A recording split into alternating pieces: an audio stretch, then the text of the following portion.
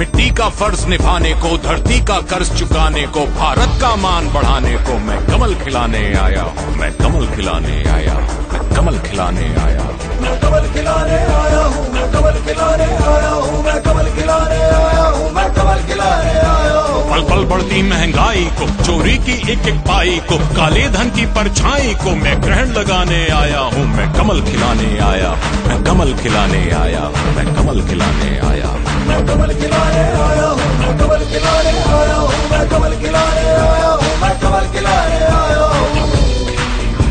हर त्राहि त्राहि करते जन को, हर थकित दुखित व्याकुल मन को, हर शोषित को, हर निर्धन को अधिकार दिलाने आया हूँ, मैं कमल खिलाने आया हूँ, मैं कमल खिलाने आया हूँ।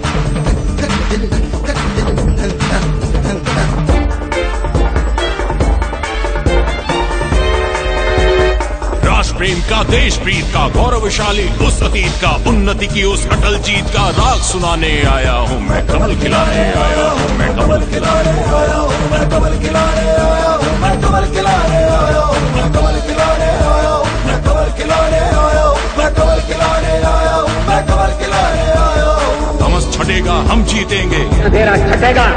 सूर्य उगेगा हम जीतेंगे, सूरज निकलेगा, कमल खिलेगा हम जीतेंगे, कमल खिलेगा।